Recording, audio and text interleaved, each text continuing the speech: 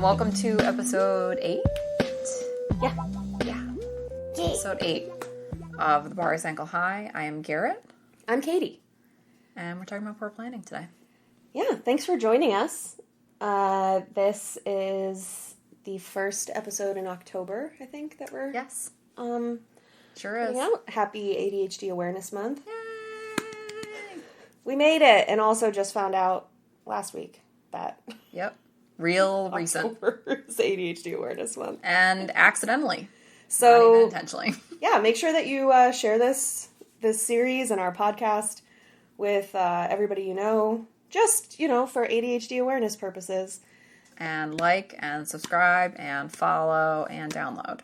Yeah. And 5-star reviews. And email us your stories. So, this episode is going to be about poor planning, which I personally, I think, I can go either way on this. For vacations, I'm really good at being like, okay, this is when I'm going to be there, arrival time, departure time, some details in between. I am a champion of planning a vacation. Champion. Yeah. Love it. I think your reward center is highly tied to your travel center in your brain. Yeah. Yep. It's like a big travel welcome center in my head.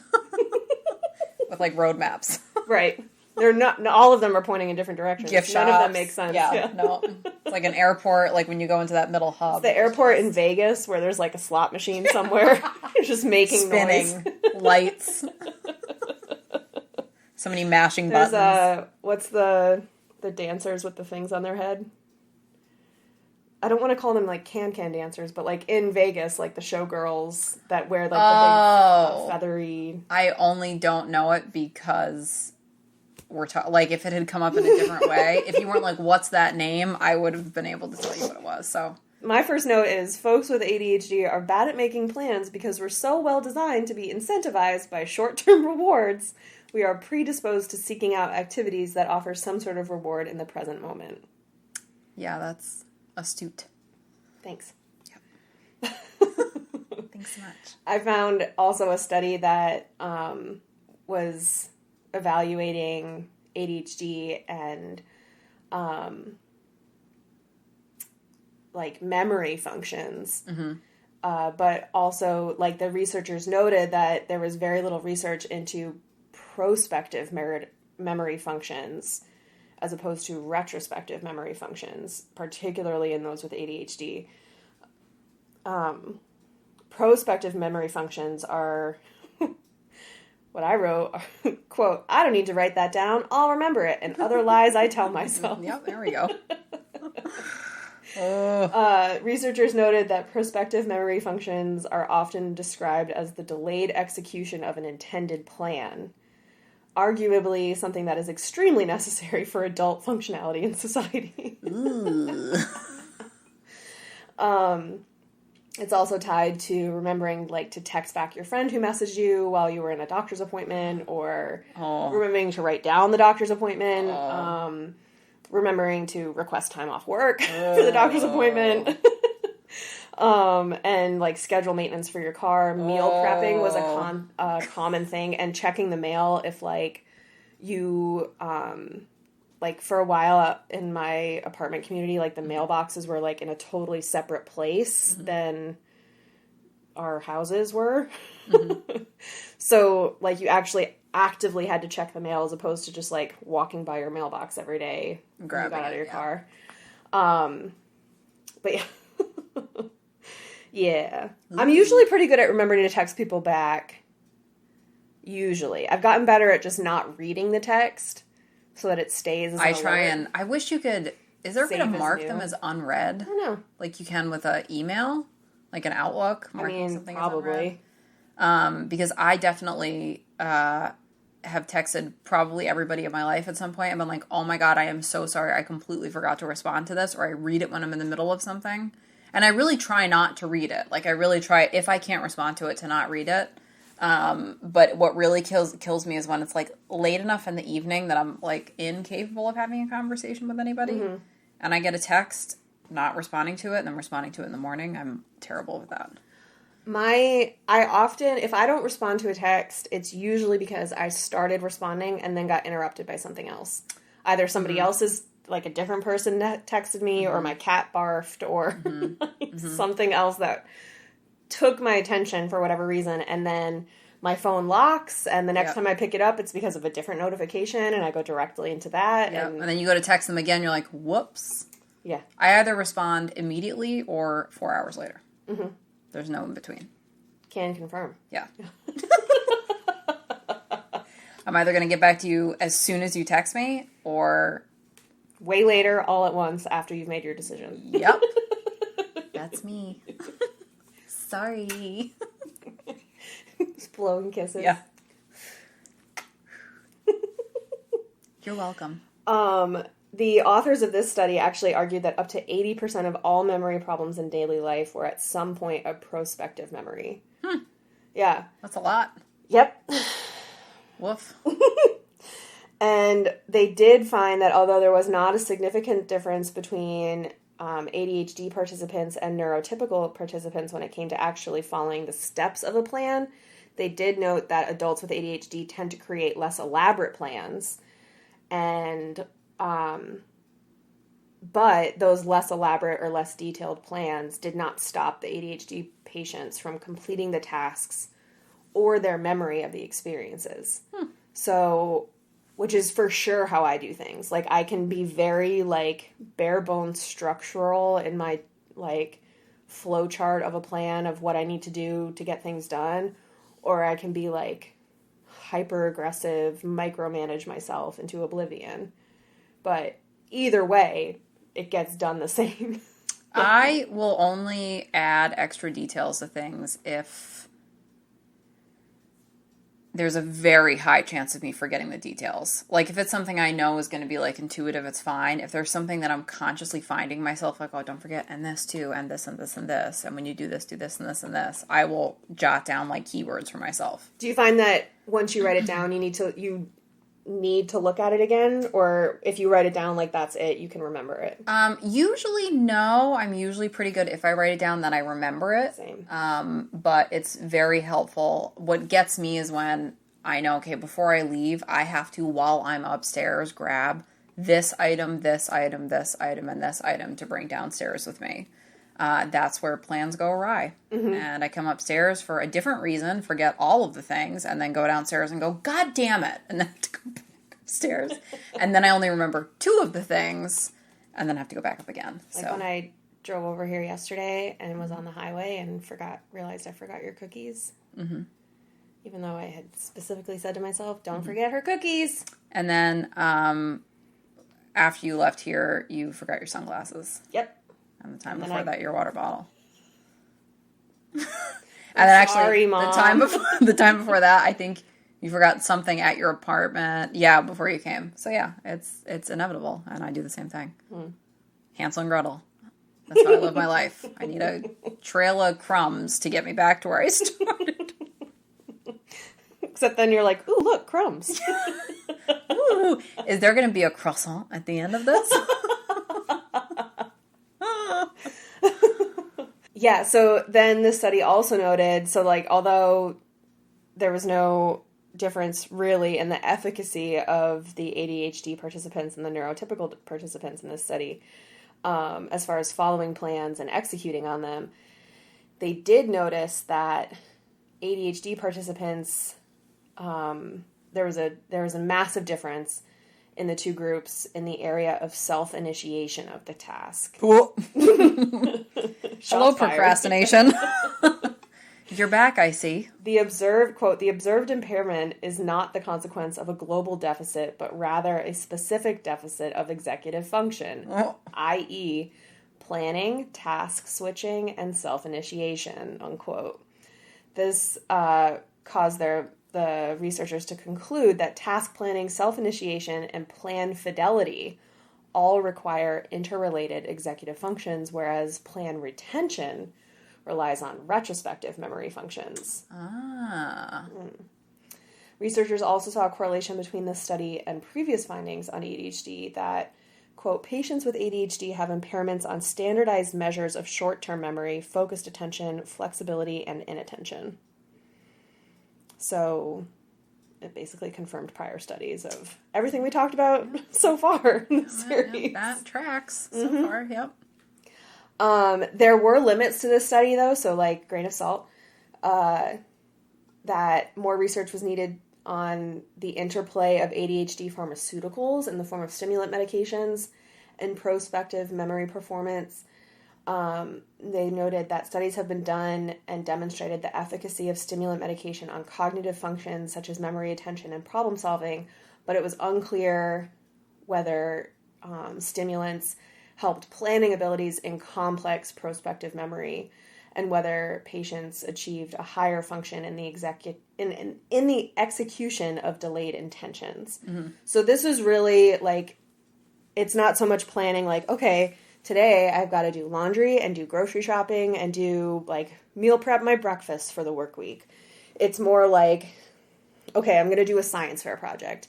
Now I've got to pick a topic and then figure out how I'm going to research that topic. Oh, it's flashbacks. And then how I'm going to present that information to the group. If I can just get one of those triple fold cardboard display posters. I have a whole bunch underneath my bed. I've told you this. They keep my cats from destroying my furniture. I'm prepared at any moment. There's just a lot of holes in it. That's all. They don't bother. They don't claw at it. It's so weird. It's so wild. Strange. So, but, you know, cheap fix if you have cats or terroristic animals of any kind, I suppose. Yeah. But yeah, so it's not so much like those little day-to-day tasks because that doesn't really require that much of looking into the future and how you're going to do things by a certain deadline. Mm-hmm. But rather like those bigger projects for work or for school that do kind of require that you plan things out, or if you're doing a group project, how you work with other people and get everybody on the same page for those different timelines and what needs to be done so that it can all come together. So it's sort of like what you made me do with this podcast. It's okay, do you want to come up with a plan? Oh. You're gonna ruin it. I just don't really think we need it. No, we definitely do. Oh. That's how it went. Yeah. I'm like, all right, we're friends, so I'll respect you. Fine, I guess we can have a meeting. Nerd. Nerd!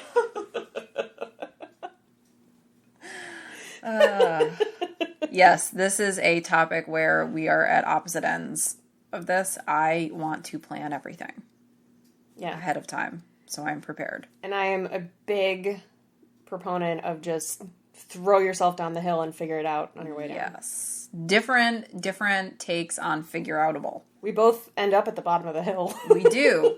I usually end up there because I've carefully stepped down with padding on. And I just have sticks in my hair. Katie has sticks in her hair, and she's covered in grass stains, and she barfs.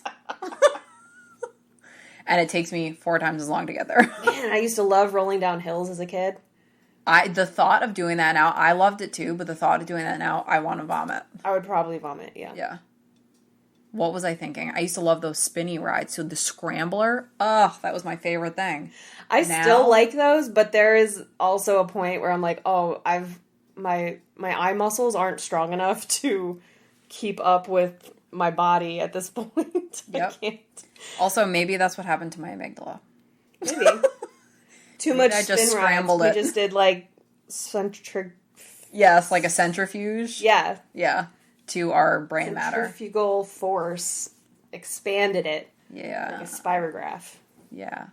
I feel like mine just got separated, like the plasma and the everything else separated. So you're like one of those like yep. things that had the oil and water that were super hip in the 90s. Yes. I love those. You know what else I loved were those things that were like a sleeve and they were filled with Jerk-off toys? Yeah, that's basically what they are. And they would have like, like glitter and shit in them and like fish or something floating in them. Yeah, I like those too. And Loved my mom them. wouldn't get me one, and I get it.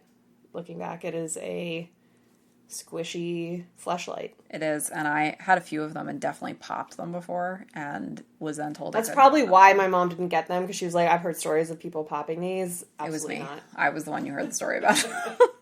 Sorry to your mom went to work and was like, don't let your kids do this. Whatever you do. Or somebody brought one to work and my mom was like playing with it and popped it. Yes. And was like, I can't do this at my house. This can't be at my house. Yeah, I have carpet. Yeah. This can't happen.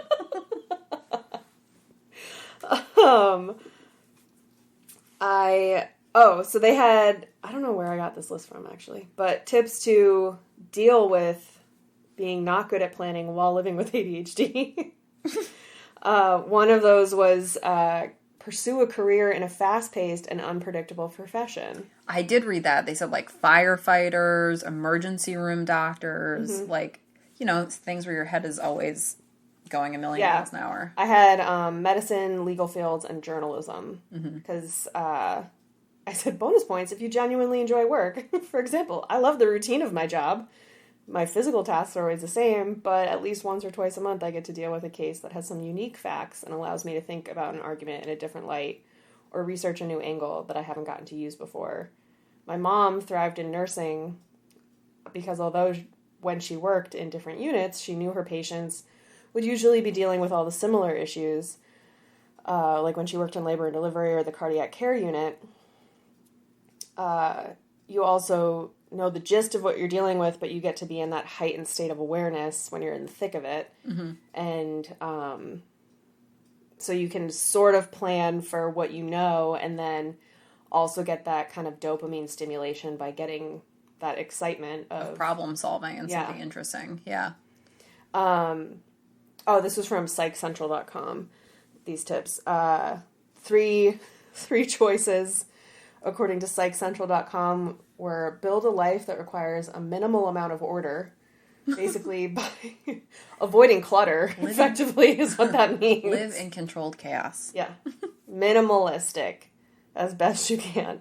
Use your insight into your symptoms to develop coping methods to reduce that chaos, or some combination of one and two. Ah. Yeah, See above. Thanks a lot, psychcentral.com. So you have 2 tips. Not 3. Well, technically, there's 3, because the third choice is to combine the 2. I guess. If you want to say it that way. So, then I went back to our go-to spot, attitudemag.com. And they had an article called How to Plan Ahead When You Have ADHD. Really on the nose. But I thought it was interesting. This article defined good time management as, quote, effectively using the present moment to bring about a better future. Oh, that's nice. Yeah. Oh, I guess I kind of, when I do something for myself ahead of time, I go through this, like, corny thing where I say to myself that present Garrett is gifting something to future Garrett. Is doing a gift. Is doing a gift. Is spreading the gifts. For future care. Beavis and Butthead Do America.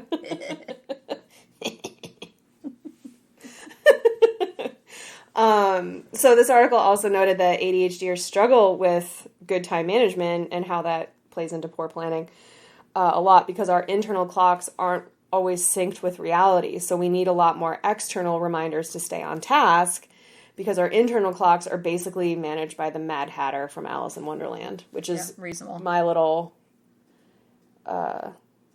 fun note.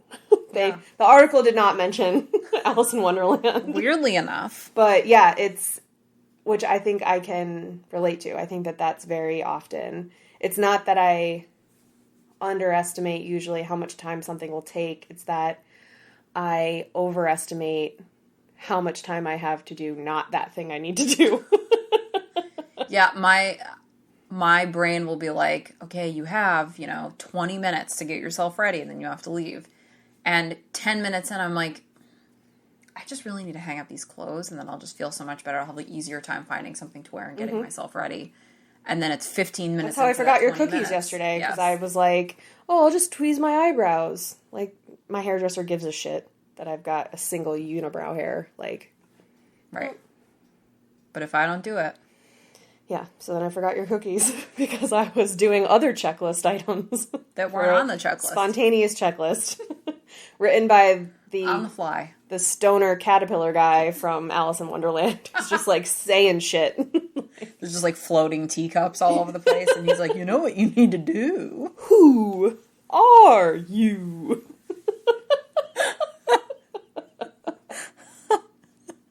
Blowing smoke in your own face. You don't need a list. This article also used something called what they called the horizon metaphor. So imagine you're on a beach staring at the horizon and there's a ship way out in the distance that you can't see at first. It's like a little dot, but as the closer it gets to shore, the more you can make out the details of the ship. Mm-hmm. A person with a strong vision will see the ship earlier than somebody with poor vision.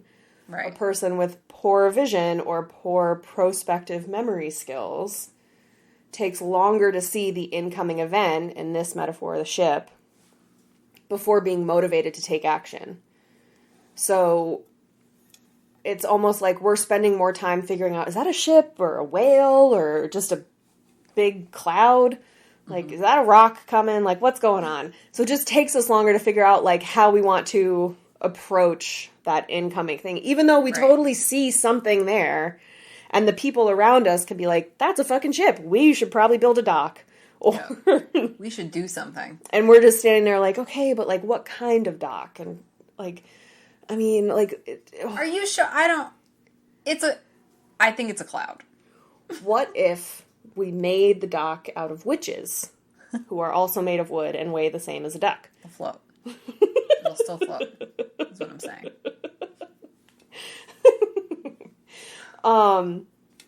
So they said in this article, in school settings, you can see this as a project that's assigned a month in advance of the due date.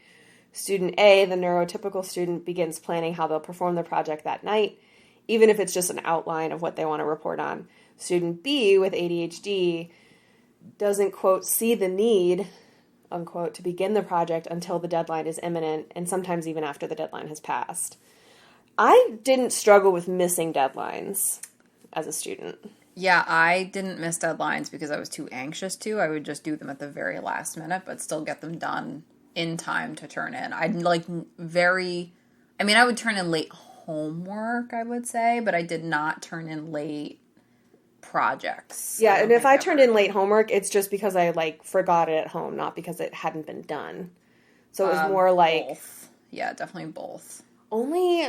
occasionally. It was mostly like the reading in high school and college where I was like, I'll get to that, and then didn't. I never did the read. I mean, I'm sorry to a lot of my English teachers that I had. There's a lot of books that I loved that I didn't do all of the reading for. A lot of the reading in high school, I think. And part of it could just be that I didn't know I had ADHD, so I was also really struggling with focusing. Yep.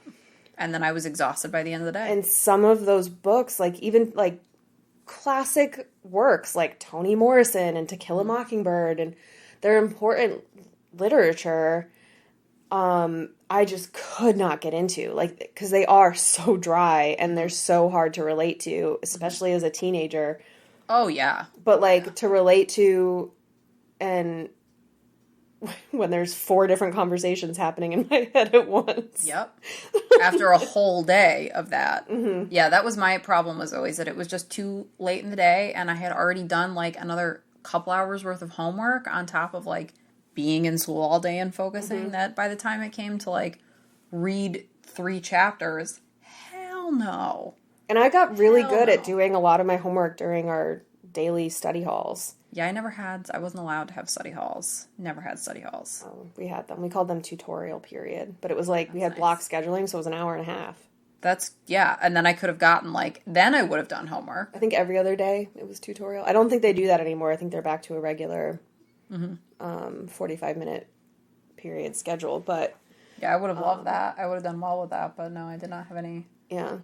We used to practice spelling words by the class. We get split in half, and we would each line up on either side of the room and fight to the death. Pretty much, yeah. You had to, like, spell the word that she gave you when she called on you. If you couldn't spell it, you had to stay standing up, and the other person got to sit down. And you had to do that until everybody sat down, and it was horrific. So, Yeah, that was pretty bad. So when would you say your anxiety started? And that's the thing, like, when I think back now, I'm like, oh, like, I would therapist is going to listen to this and be like, God damn Jesus it, I gotta take Christ, more notes. Garrett, what is this? Yeah, the style of teaching, I mean, I would say most of my teachers were probably in their 60s in the early 90s, so early to mid 90s, so. Did they wear their nun bonnets? They weren't nuns, they were just mean. Lunatics, okay. Yeah, they just weren't nice and didn't like children. You gotta be on a watch list if you work at a Catholic school but are not a nun or a member of the clergy in any way. It was not great. Just like generally not nice to kids. I felt like I get yelled at for playing with my hair. It's like the Trunchbull school for educators. I remember looking out the window one day, it was an early snow, and I went, oh, it's snowing. And we were supposed to be quietly working, and I was daydreaming and got in trouble. Of course. The teacher was like, the response was basically like, way to go. Like, you distracted everybody. That went, I know. I think back now and I'm like, I was 9. I was real pissed. I got detention once in sixth or seventh grade. And do you have to do news notes? Did you have to do that? Like where you watched a news story or something and then like kind of, I think it was like CNN and they did like CNN Kids or something. Yes. So it was part of our social studies grade is that we watched this every day at whenever it was on the school news at like 9 a.m. or whatever.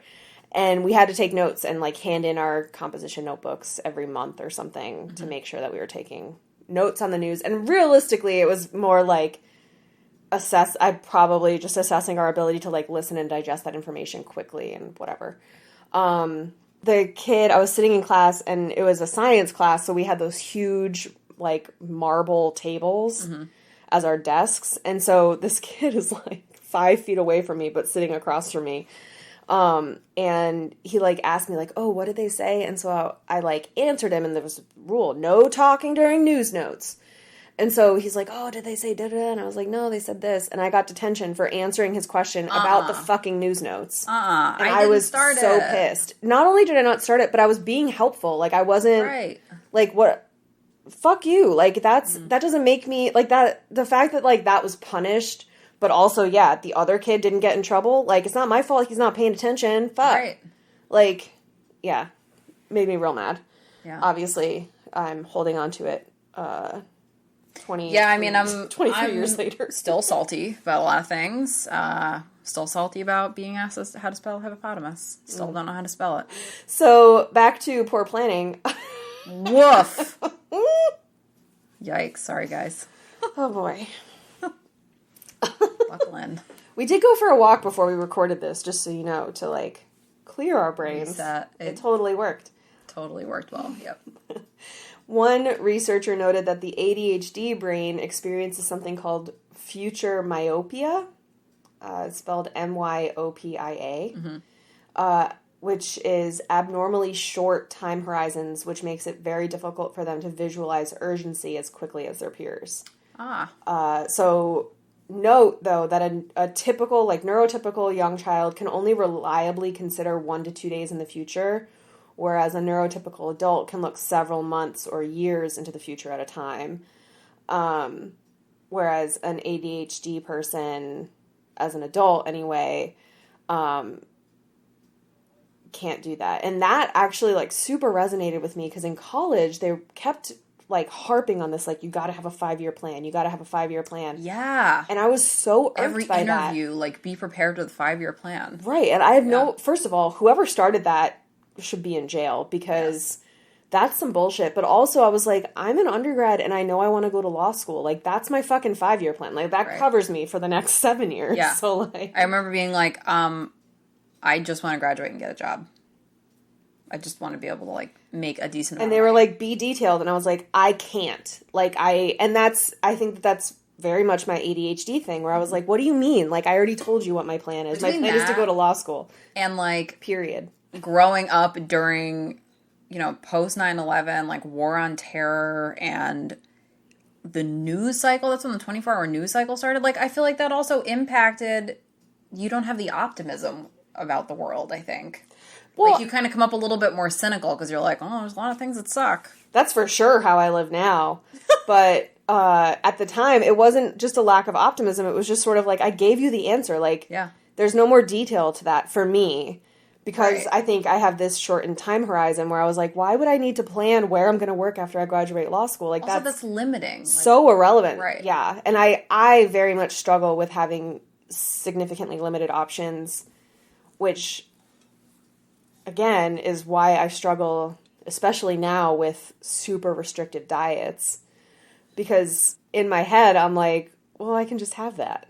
Like, and so in a similar way, it's less like, well, if I just don't eat bread for a month, then I'll lose 15 pounds. Like, that is way too far off in the distance for me to think Right. of. Like, I don't get the reward center stimulus No. from that kind of plan. And similar to, like, those 5-year plans, like, I don't see the point of it. Because so I'm very pragmatic in the sense that, like, so many different things could happen between A and B here. And my idea of, like, it's probably a little bit of, like, a fear of failure, but, like, if I say, okay, well, in 18 months, this podcast needs to have 500,000 total downloads. Well, then in 18 months, if we don't hit that, You're then gonna feel what? like poop. Then I can't move on to the second step. Because the whole Yes. point of the 5-year plan is that it's progressive.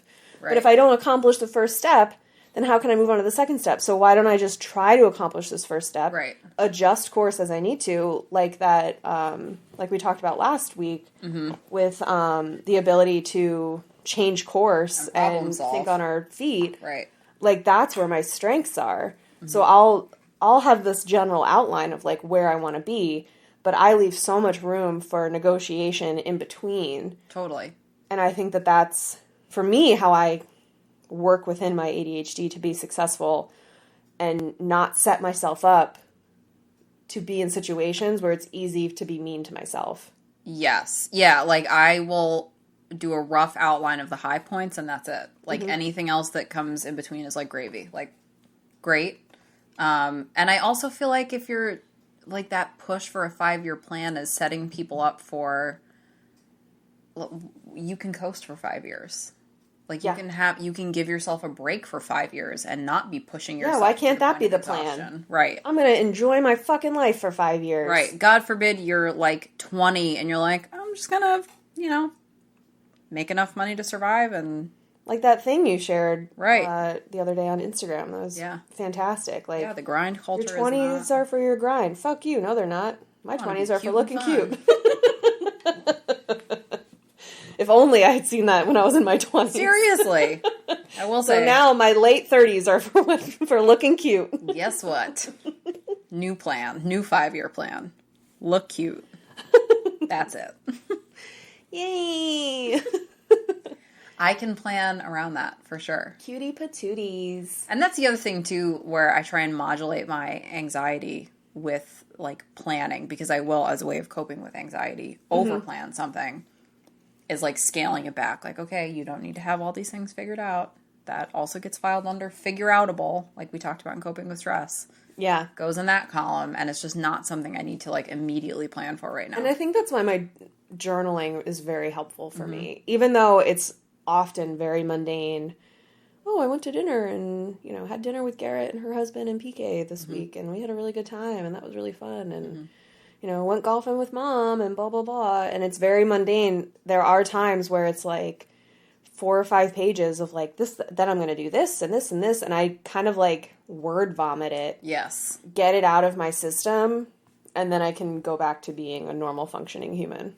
Yes, I do that with like the Notes app on my phone. I will type something into the notes, type a list up quick, or jot something down, which actually I think we were talking about in, I don't remember which episode it was. I was going through my kind of wild process of like preparing to sit down and focus. And it's like meeting all of these physical needs, making sure I'm not cold, I'm not hot, I have something to drink, like I'm not hungry, this and this and this and this and this, but all of those to keep things from knocking around in my head so that I have less like static going on. And I think that's the same thing, like writing something down so it's not in my head. Yeah. Little things I can take care of so that I know I'm not going to be thinking about having to take care of them later. Yeah. Perfect. Yeah, Makes totally. it where I can focus better. And that, I agree. And I think I excelled in school at least through undergrad, because like even in undergrad, I mean, I had a laptop, but I didn't bring it to class with me. Me neither. So I was handwriting all my notes, and then I didn't really have to study for finals because I remembered it. Like I could flip through my notebook, see what I had written really quickly, and it would immediately trigger that memory, and then it would be refreshed, and that was it. I didn't need to worry. That fucked me hard in law school. I loved that in undergrad. I really had like a system. Yeah, you can't do that in law school. Because like I would sit in the front row and I would pay attention so well for that hour and change we were in class, take all of the notes, and I would never study. Yeah, same. I mean, there were some I studied for, and like some obviously required more work, but like generally that got me through. Oh, absolutely. Almost everything. And anytime that didn't work, like in my math classes, that was not sufficient. I just didn't do as well. I mean, I still got like a B in math, but I was convinced I failed. Yeah. I just didn't understand how curved grading worked, basically. It's the only reason I passed college math. I had to take a math class in college. It was like college algebra or something, which in reality is like probably not a hard class, but he told us that we had one homework assignment a week that was optional. Oh, don't say that. And you could come in once a week to go over it if you had questions. And then there was a final. So what do you think I did? Nothing. But again, that working memory, if you teach me something and I'm not going to be using it in the near future, I will forget it. Yeah. I won't retain it. For sure. And, so the example of this, like, horizon thing in this article was, okay, so, like, imagine you're offered $100 to shovel a driveway right now. Okay.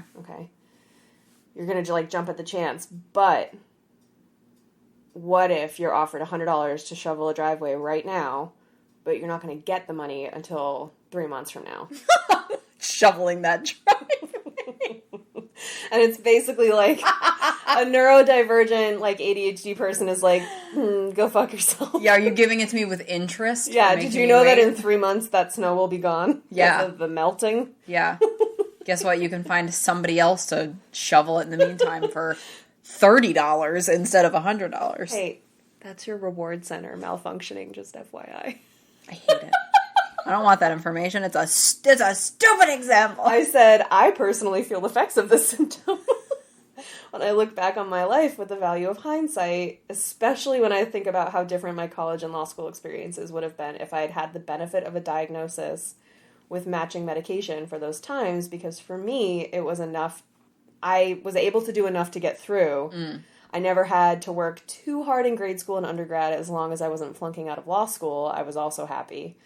But looking back, I wish I had tried harder, because the reality is that my grades being higher in law school and my ability to focus long enough to get my head wrapped around various legal theories and whatever, the first time around would have completely changed my post-grad life. Yeah.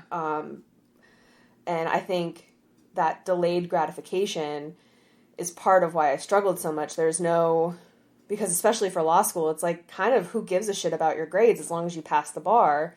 That's like the trade-off is like, I just need to pass the bar, whatever. This is just some hurdle stuff I have to get through in order to be able to take the bar exam. Yeah, or as you phrased it in an earlier episode, minimum competency, ho.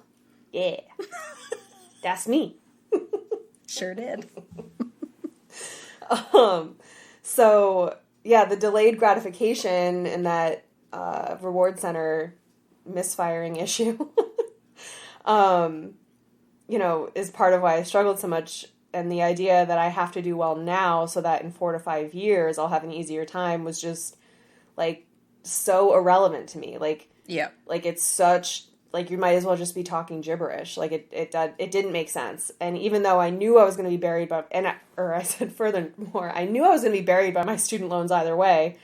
So I was able to even talk myself out of the urgency or pressure for that. Because I was like, well, the loans are the loans, regardless of my grades. Too late, yeah. Doesn't matter. Not like my loan amount goes down right. if my grades are higher, unless I get, like, a Dean's List scholarship. Right. But, like, generally speaking, unless you're going into law school with already being offered a scholarship, you're not going to get one halfway through. Yeah. So, like, yeah.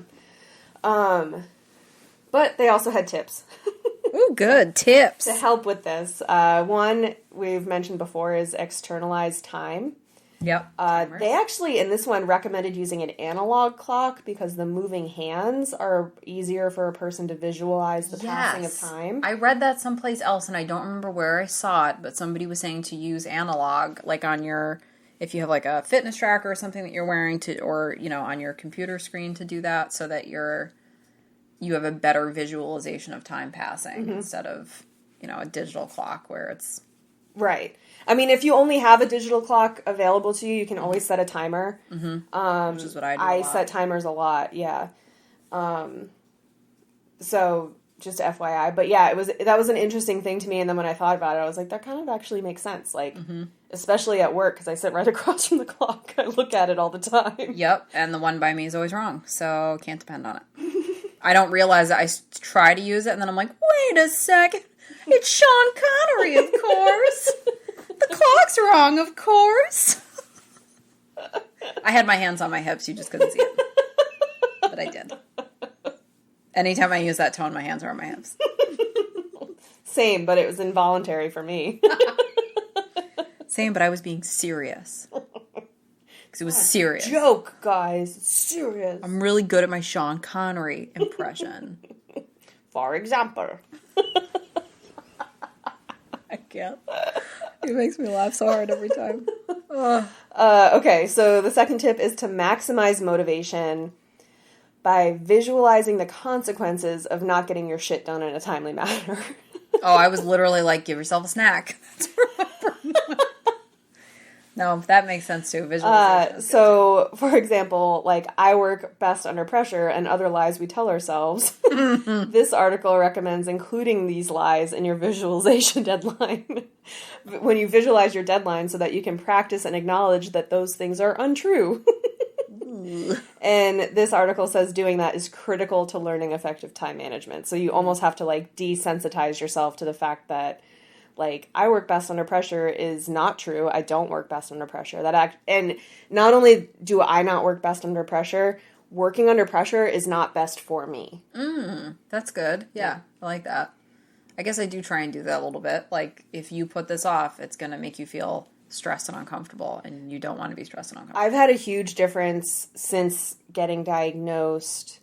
I think there is a certain amount of awareness to that, where it's, like, putting my laundry into the hamper of, like, if I just do this now, like today I got a Chewy delivery the other day, and so it's this enormous box. Yep. And I was just stepping over it for 2 days. Yep. I was doing a lot yesterday, to be fair. Yes. But it was also like, okay, Katie, you are walking to your car, just take the long way and walk past the recycling dumpster and put this in there. Just do it. And, yeah, so it's those, I mean, that's an example of executive dysfunction, guys. Like, it sounds so mundane, but that is what it is. And so, acknowledging that, like, if I just do it now, then it'll be done. Not even, like, there's not even necessarily at this point a reward for me. It's just like, if I just do this now, I don't have to keep tripping over my shoes or... I will literally say to myself, after having put something off for, say, 2 weeks, I'll be like, well, now that you've put this off and thought about it 6 times and stressed about it 6 times, instead of stressing about it once, you've done it all of these times now. So just do it. Yeah. It doesn't always work. Sometimes it works, though. Yeah. Eventually I do it. I wonder if part of it is that we're so used to trying to mask and cover up our impulsivity that when we have we sit down on the couch and we're like, oh, you know what I should do is swap the laundry from the washer to the dryer, but you don't get up and do it right away. And I wonder if that's because in that moment our brain is like, no, that's impulsive. Like, that'd be crazy to sit down and get right back up again. It would be crazy to spend time on YouTube watching videos on how concrete mixer trucks work. Like that. Who does that? Not me. I've never done that. Certainly not me. I mean, not me watching a bunch of area rugs get cleaned for 45 minutes at a time. On a playlist? Not I. Stand by it. I'm on to furniture refinishing YouTube now. That's a good one too. Yeah, that's also... have you watched paint restoration, like paintings? Yeah, I've seen... I saw like a... They clean them up? Like a real on And repair them. Instagram, I think. Yeah. Man, Yeah, when so they were like soothing. cleaning the oil painting, I was like, oh my god. It's the best. Yeah. I love watching. Then I immediately thought of that woman in Spain a few years ago who cleaned up the Jesus painting and like wiped his face off. You don't remember this? No. It's like this old as fuck church in Spain, and it was this it was like an oil painting, but it was done on like onto a piece of wood. Okay. So it was kind of cracked and like dull, and pieces were missing because it's wood with veneer on it. Old as And hell. yeah, it's over 1,000 years old, I think, at this point. And a fucking tourist, basically, this random woman, took it upon herself to fix this painting, and it was like that scene from the Mr. Bean movie where he like Were the drew turkeys on his head? googly eyes on this fucking thing. And this woman like destroyed this painting, and like art restoration people, doctors, I don't know, like bugged out. I have to find it now. Please tell me she was American. She's got to be American. Oh, thank God. I totally figured for sure that would be an American tourist thing to do. I do have a brief travel story while you're Googling that. These pictures. Yeah, she's a Spanish woman. Wow.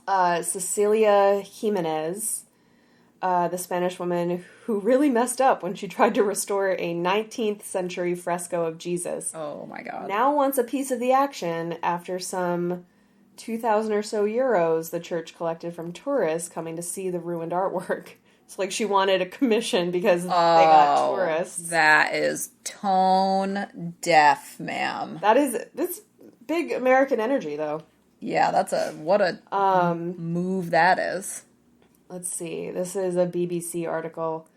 An elderly parishioner has stunned Spanish cultural officials with an alarming and unauthorized attempt to restore a prized Jesus Christ fresco. Yikes. The woman took her brush to it after years of deterioration due to moisture. Cultural officials said that she had the best intentions and hoped it could be properly restored. Cecilia Jimenez, who was in her 80s, was reportedly upset at the way the fresco had deteriorated and took it upon herself to, quote, restore, unquote, the image. She claimed to have had the permission of the priest to carry out the job. She's quoted as saying, Job. "The priest knew it. He did. How could you do something like that without permission? He knew it." That sounds really convincing. She sounds like she's telling the truth. Yeah. Now I believe you, Cecilia. After insisting. I'm not crazy, he's crazy. BBC Europe correspondent Christian Fraser says that the delicate brushstrokes of Elias Garcia Martinez, the original artist, have been buried under a haphazard splattering of paint. Oh my God. The once dignified portrait now resembles a crayon sketch of a very hairy monkey in an ill-fitting tunic, he says. Rough. That is rough. Let me show you the pictures. Oh my God. We'll include this in our Instagram for this week, guys. I used to play this game when I was a kid that we would play at like sleepovers. So you would try and draw somebody without looking at the paper. Did you ever play that? Okay, yeah. That's what that looks like. Like somebody was playing that game and they were like, okay, ready, draw me. And they're like this. Yeah. In the Mr. Bean movie, he like sneezed on that. It's the painting of the old woman in a chair where she's like profile view, like a Puritan. And he fixed it by doing this. He like sneezed on it and then tried to wipe his boogers off. Yes. That's exactly what this woman did. What it is. Yes. Excellent. That's good. Mr. Bean. But then she said she wanted in on the money that was raised from people. Yeah, so the church then got donations to help actually restore this fucking thing. And she was like, give and me she some wanted of that. a cut because that was her vandalism, frankly, is the reason that they got all these things. It's a wild move. Yeah, it was like... Oh. We did it again. We fell down the hole and couldn't find our way back. The third tip on how to help yourself with planning is to manage your distractions. Set your phone to do not disturb, use noise-canceling headphones, and play a steady sound from the Calm app is what works best for me. There's also earplugs that you can get that filter noise instead of Yeah, is that the Loop noise. ones? I keep getting ads for them. I think so. I'm not 100% sure. But they reduce the amount of noise as opposed to blocking noise. Because I'm always afraid then that I'm going to miss something or, I don't know, be in danger somehow. I mean, people do just talk to us at work as if we're not listening to other stuff all the time. Yes, and also, make sure that, whatever position you're sitting in, if you're at work or something, is comfortable enough that you don't have to, go numb or squirm the whole time. And the fourth tip is don't catastrophize. So the tip is to immediately break down whatever the task is into smaller tasks so that you can't get to the point of being overwhelmed before you even start. So this article actually recommended doing a scary or daunting task just 5 minutes at a time. If it's like organizing or cleaning off your dining table, set a timer for 5 or 10 minutes. Once that timer goes off, you just stop and go back to watching TV. Oh, that's a good idea. Yeah, I like that. Yeah, or do something else that brings you comfort. And then, like, the next time you think of, like, you walk past the dining room and you're like, ugh, I've still got to do that. Just set a timer for 5 minutes and do it for 5 minutes. That's a good idea. I feel like that's often, somebody also mentioned to me that they saw a tip on TikTok where it was, if you leave your shoes on when you're at home, then it's like a signal to your brain that, like, I've got to do stuff as opposed to, like, walking around barefoot or in slippers or something. Yeah.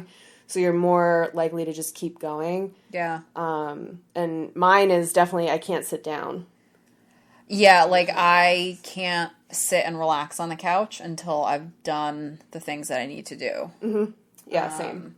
I know, like, we have been trying to clean out our garage and just recently came to the resolution that it works better and we do a better job if we take it in bite-sized pieces and we spend a couple hours every now and then getting rid of stuff and organizing stuff and categorizing things and then leaving it and going back to it at another time, which used to be my nightmare because I would be like, now I have this loose end flapping around, but I also now realize I am one human being, can only do so much in a day. And that's very much like that all or nothing mindset of like, if I can't do it perfectly, then I'm a failure and can't do it at all. Yes. Yeah. If I can't reorganize and clean out and categorize and sort my entire garage in 3 hours, I am a bad person. Yeah, Marie Kondo does a whole house. Yeah, and why can't I do 1 hour?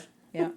When in reality, I get 2 hours in, I get completely overwhelmed, and then stop making good long-term decisions with them. And I think that helps, that circles back really to our disorganization episode where they said to have like that ripening drawer where you're like not sure what to do with it, leave it there for 3 months and then come back. If you haven't used it in 3 months, out it goes.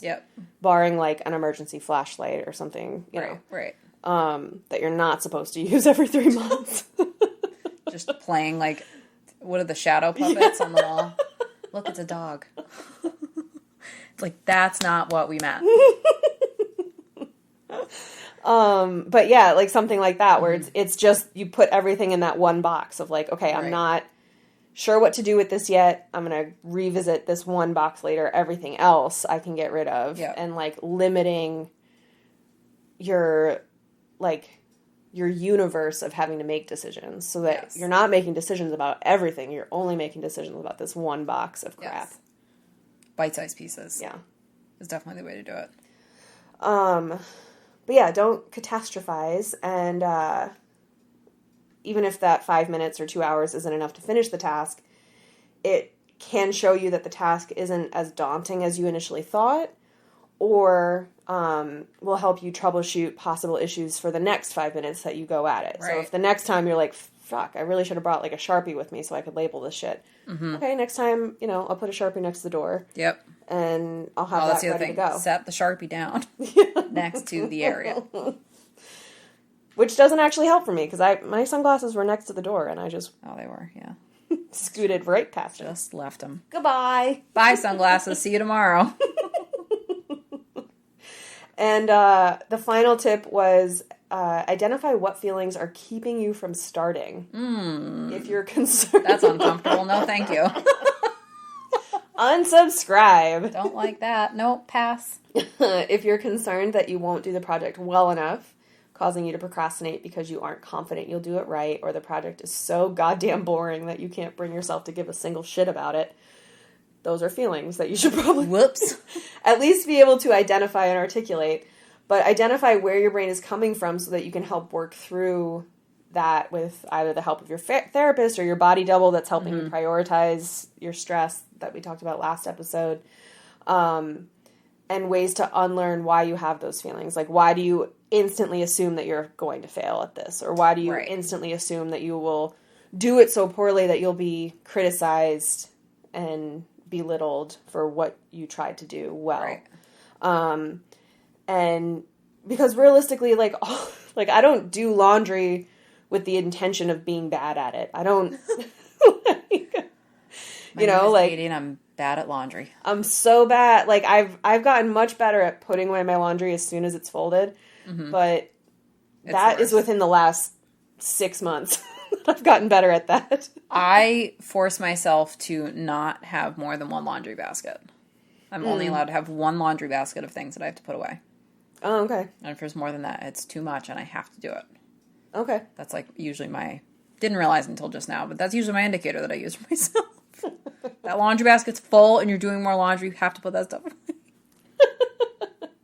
Mine is just that I have, as long as I am folding the laundry, sorting it, and putting it away as all one motion, like that is all one activity, then I do great at getting it done. If I have to, for whatever reason, break up that time, then I'm a mess. Like when a few months ago now, I went golfing with my mom, but I had to go to a laundromat to do my laundry because the machines in my building were broken. And so I had all this laundry in my car because I did all that before I went golfing with my mom. So all my laundry was folded in my car, and then I had to bring it inside. Oh. And that lived in my hamper for several weeks. Yep. Yeah. Until I did laundry again in my building, and then I was like, okay, we're going to make the piles and then put the fresh laundry on top of it and then put it all away. Yes. But yeah, that was tough. So as long as I can do that all in one, which is part of my planning now when I go to do laundry, is that I plan for it to be a time where I'll be able to do that whole cycle uninterrupted. Setting yourself up for success. Yeah, which obviously isn't always the case, but for the most part, if I can do that a majority of the time, which is what this article noted, is that no time management strategy works 100% of the time for anybody. Yes. Neurodivergent or not. Yes. So be nice to yourself about it. Like, give yourself some grace. Yes, which I've worked on a lot. Like, not being, even if I'm like jokingly talking to myself, I'm like, that was a dumb thing to do. Yeah. No. Oh, God. I'm real bad at the negative self-talk. Yeah. I'm real good at it is my problem. Well, yeah. When I say bad, I mean I'm excellent at it. Yeah, I'm bad in the way that Michael Jackson says I'm bad. I'm great. Yeah. Yeah, that's when I try not to do as much now, which I also think comes with age. Yeah, I tend to, and therapy has been helping a lot too, but those days, like I'll have a day where I got out of bed and I was like, you're really fat and you're super disgusting and no clothes are ever going to fit you. And I was like all morning, like I'm having my coffee like before work and I was like, excuse the fuck out of you, girl. Like, what the fuck? Like, sit down. Right, like, okay, bitch. You want to fight? Are we about to fight? Fight Club. It's just me in a parking lot punching myself. Swinging at the air, like violently kicking into the air. Nobody's there. Yeah, and so, and it was all day long, but I had to like regularly say like, yep, you are being mean. Yep. And like, even if I'm not able to say like, that's wrong, you're actually very cute and pretty, being able to say like, you are being mean to yourself. Yes. Is a great step in the right direction, I think, and certainly taken a long time to figure out. But yes. Yeah, or I'll do something that I know will make me feel better. Like if I'm feeling that way, I'm like, I'm going to take a shower, like do a little bit of skincare, like kind of reset my my nervous system a little bit. Or like a cool shower, kind of like jolt me, slap me back into reality. Yeah. Chill the fuck out. Totally. And oftentimes, if it's a weekend and I'm having a day like that, I just take a nap. I just reset. Just take a nap. I'm bad at naps. I wake up. I love a good nap. I will take a nap cranky. every time. I Not take a every nap. time, Like, before I was medicated on the weekends, I'd get up, drink my coffee from like 7 or 8 until like 9:30ish, and then go back to bed for 2 hours. Immediately back to bed. Loved it. Loved every second of it. Yeah, so if I do that, I get a sleep hangover, and then I can't wake up all day. And if I take a nap, I then wind up groggy and cranky, and I'm usually a monster. Oh, I am a full-blown orc if I am woken up from a nap too soon. Yes. I am a tyrant. And Yes. that was one of the only times that I, like, truly scared my ex. Because I was like, okay, I'm going to take a nap. And he was like, oh, okay, I'll take a nap with you. And then, like, he got up and I guess thought that that was when I should get up. Fucking lunatic. So he, like, shook my shoulder. And all I remember, like, I was on my side facing away from him. And I was like, get off me! What is that? Oh, that SNL skit with Chris Farley, Yes. where they're in the mall with the French fries. Yeah. Yes, I was very much Chris Farley on Yes. a diet. Lay off me, I'm Yeah. starving. That's what it was. I was like, I know that's not the exact words, but it's close. Yeah, no, and like his face was like super taken aback, but I for sure was like the lava monster from Moana when I did that, and I stand by it. Like, No regrets. yeah, like I don't know who the fuck you think you are waking me up from a nap where I have nowhere to be. Like, I don't want to be woken up at all in any that's fashion. fair. Yeah, especially not to a dog vomiting. There's nothing that wakes me up faster than that.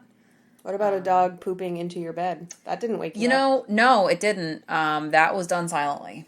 There was no classic huh sound to wake me up from a dead sleep. And To be fair, if a dog's butthole makes that noise, it's got to be turning inside out, everything's right? over. Yeah. Right? The world's ending. That's the two galaxies colliding and ripping everything apart is that noise.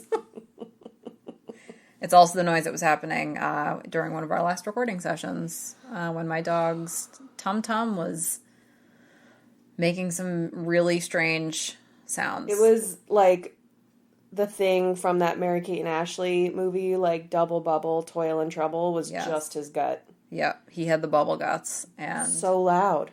he was real loud about it. Oh my god. No, I was certain he was going to start leaking raw sewage onto me. Yeah, like a poop sprinkler, but he didn't. Fortunately for all of us, Yeah. Liquid hot magma. It might still be coming, but hopefully not. Maybe he's got ADHD. Maybe he pooped his pants. Maybe he's We got don't the know. ADHD poops. Just hot snakes all up in his depends. Thank you for tuning in to another episode where we spend a lot of time talking about poop. And we were actually doing some editing, and there was another situation in which we jokingly were like, we talk about poop a lot of butt jokes in this place, something like that. So we are continuing with that. Very on brand. This is a podcast it's a poopcast. It's a spudcast, it's a poopcast. It's a podcast. Oh yeah, the Spudcast. That was a good one. Yep. Thanks for tuning in, talking about poor planning today. Yeah, we'll see you guys next Thursday. We'll see you next week. See you next Thursday. Classic. Bye. Goodbye. Thanks for tuning in. We'll be here next Thursday with a brand new episode to delight your brain juices. Until then, the best way to support us is to leave us a 5-star review on Apple Podcasts and like and subscribe wherever you listen. You can follow us on Facebook and Instagram at The Bar is Ankle High. And if you want to help us grow the podcast even more, you can subscribe to our Patreon at patreon.com/thebarisAnkleHigh.